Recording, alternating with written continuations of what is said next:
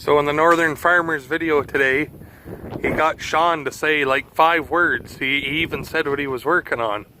Can you believe that? Can you one-up him? What are you working on, Twan? Feeder chain. And what are you doing to it? Getting rid of it. Why is that? Paddles. Converting to paddles are going to be like the Massey, or a big Rostel mash. There's some people wanting me to document what a guy's got to do to change the feeder chain, so we'll make sure we throw in a bunch of extra unnecessary steps so that they curse and swear when they do it, right?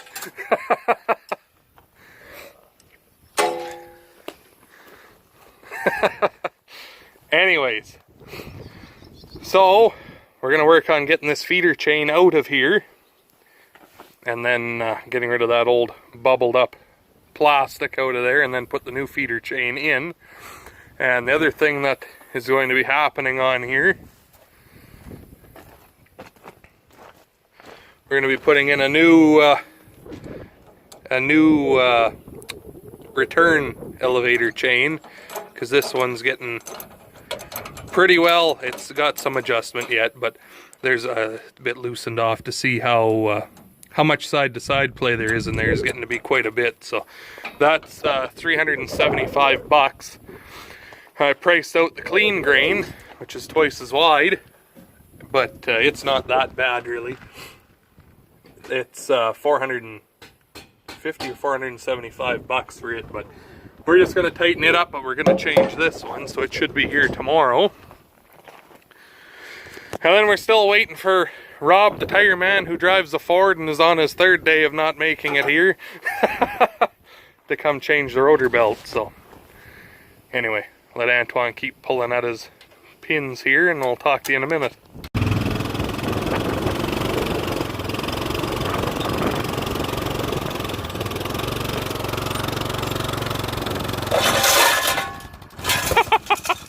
There it went.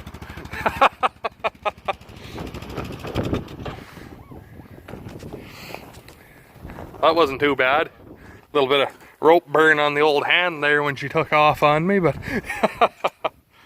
there. Now we can get the rest of that out of there.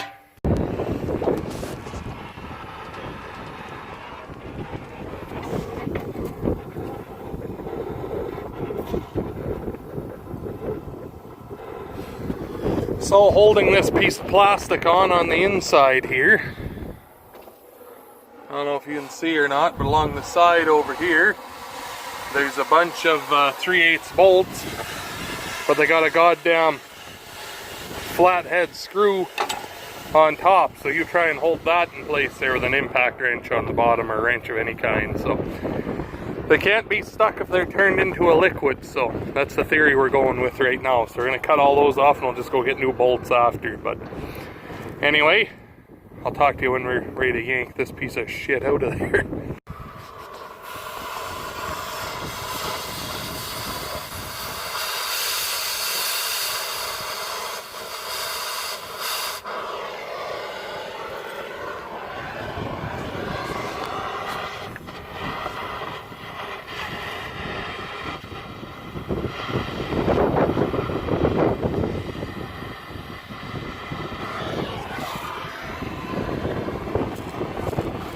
Now you hit your head, on camera even.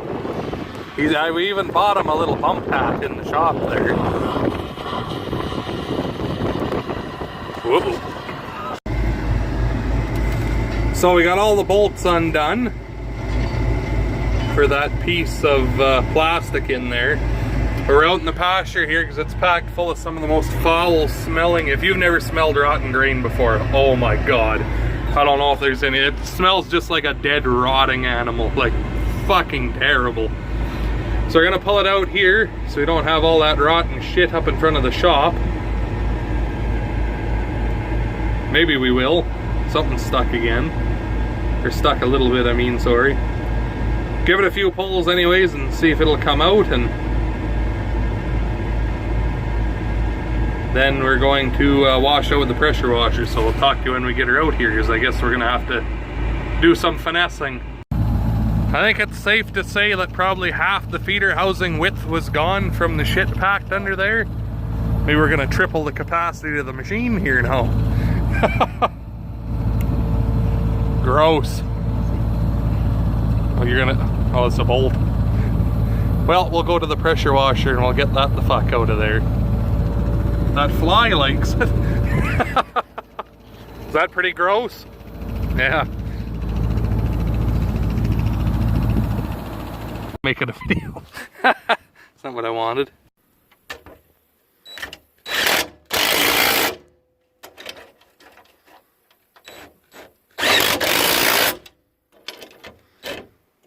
That's the long one, yeah. Go to the next one.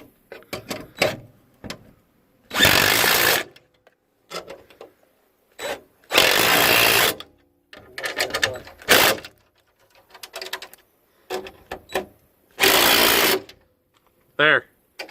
Now, do you have a different length one for that one up there? Okay.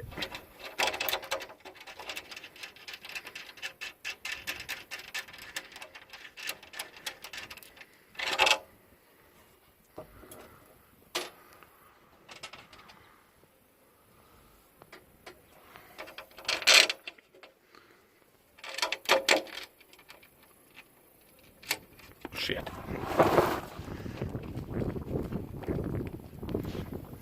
Hard to do one-handed. Practice for when Antoine gets mad at me and cuts one of my arms off one day.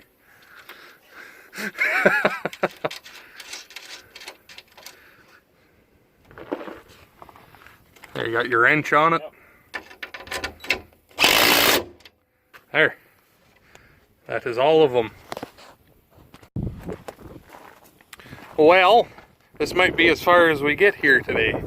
We were putting our 3/8 bolts in along the bottom here, and we got 3/8 by 1, but they are the right length for where Antoine had checked before, but they're not long enough for where the bracket for the lift is here. They just barely stick through, so we need 8 more bolts about a 1/2 inch longer, and of course all we have in the bolt bin are 2.5 inch. They're way too long. So it's 6 o'clock and everywhere is closed, so it's gonna have to wait till tomorrow, I guess, right, Twan? So he's blowing out air filters, so I guess this will be cut up into 2 parts. It'll be a big cliffhanger. Will they get the right length bolts, or will harvest be ruined?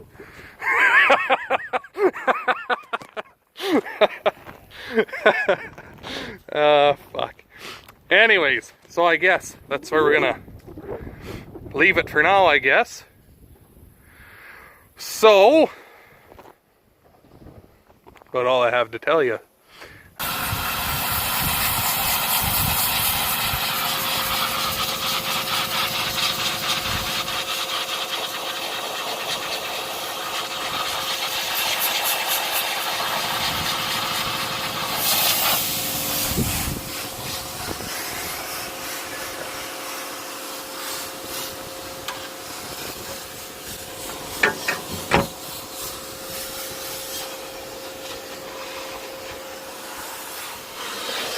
Possibly the stupidest setup for a cab air filter on anything I've ever seen is this thing right here and how it's held in there. Because that's right where all the goddamn dust is. So I'm going to get that pulled out of there and we're going to blow it out too. Like this I love this combine, but this is just terrible. Whoever fucking designed, look at the fucking dust that gets stuck on there. Like that's after a day, maybe 2 of combining there in the soybeans. That's what it looks like. And it never got blown out last year because it was so cold and rainy and wet. It just kind of got parked away because it was so fucking miserable outside at the end of harvest. So we'll get that blown out and maybe the cab will move some air again.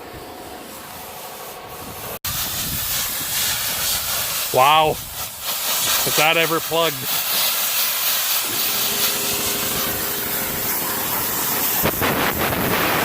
That's what it usually looks like after what, about 2 days of combining usually.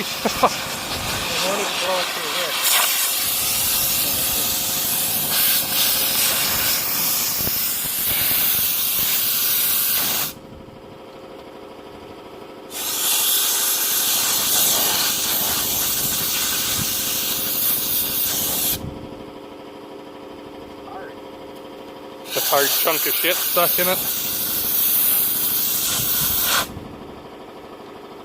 People are going to be telling us this is the wrong way. You can't blow out an air filter. Go on. But maybe we can get sponsored like the Millennial Farmer. They sent him this big fancy fucking kit. You stick your air filter on it and it's got a bunch of little holes, thousands of little holes all over the place, and blows it all out. So instead of just one big gust of direct air, it just hits the whole thing. Maybe we can get one of them sent to us too.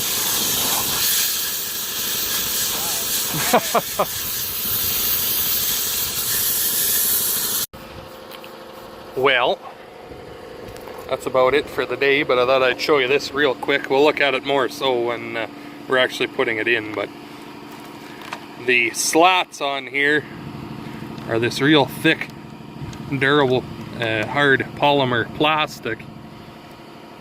And I was kind of unsure about it at first, but for the price of it compared to the steel one, I'd buy just about 3 of these to 1 steel one.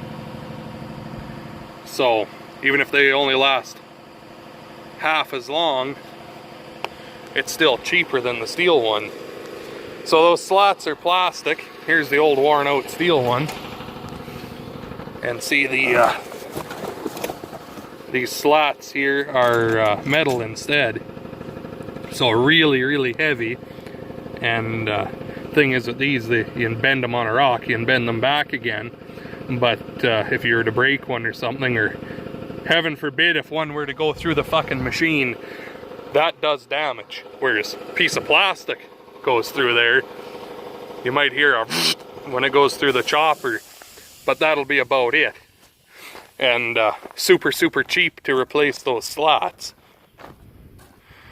But we'll see how they work out anyways. They're worth a shot, so. But that's it for today. It's supper time now, so I guess that's probably where I'll leave you. So make sure you hit that like button, subscribe for more. Thanks for watching, and we'll talk to all you guys here in the next one.